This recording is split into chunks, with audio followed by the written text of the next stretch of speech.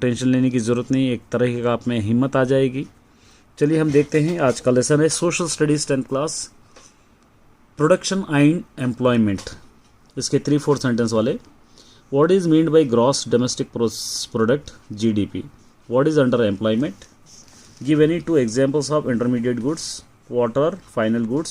Write difference between intermediate goods and final goods. Which activities does the unorganized sector consist of? What is the distinguished unemployment?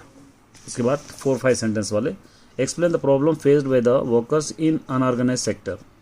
Why are the employment opportunities increasing the secondary and service sector? Write about organized sector. Distinguish between distinguished unemployment under unemployment. Under employment. Write a letter to a concerned authority of the creating employment opportunities in your area. Suggest measures for the proper implementation of labor laws. Suggest a measure to improve the working condition of workers in unorganized sector. Observe the table given below and answer the questions A and B. ये देखिए यहाँ पे distribution of workers in India 2017-18 से percentage यहाँ पे दे रखा है, ये पढ़ के आपको इसके क्वेश्चंस लिखना है। Which sector provide the less employment? Give the 2 reasons of more workers in agriculture sector in rural areas.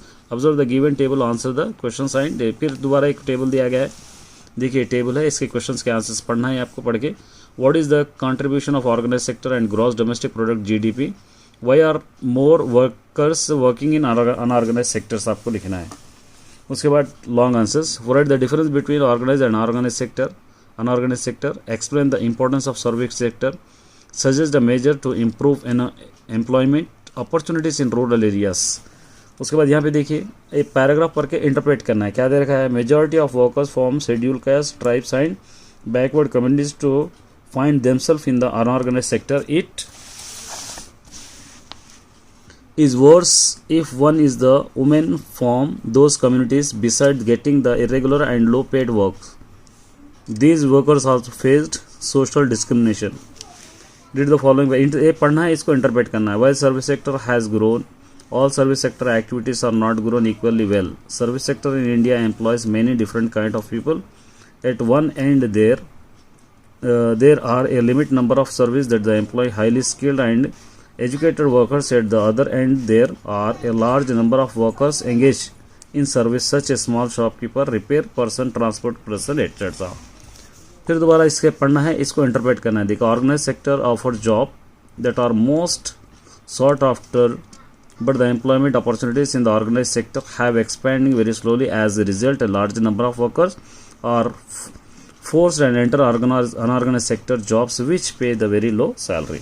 Observe the following graph. एक ग्राफ आपको करना है, इसको करके आपको एनालाइज आपको करना है। उसके बाद यहाँ पर भी देखिए ऑब्जर्व द एक पाई ग्राफ दे रखा है, ये पाई ग्राफ देखिए आपको इसको भी एनालाइज करना है। उसके बाद यहाँ पे देखिए कुछ और multiple choice question. The total value of the final goods and service product और the country during the year is called, कौन सा होगा लिखना। An example of final goods कौन सा है आपको लिखना है। Distinguish unemployment is more common in the sector आपको लिखना है, कौन सा है। This is not the future unorganized sector. The calculating gross domestic product GDP is there includes, कौन सा लिखना है। The sector offers job that the most sort of, कौन सा लिखना है। In India financial year कौन सा है लिखना है। This is not intermediate goods आपको लिखना है। This is service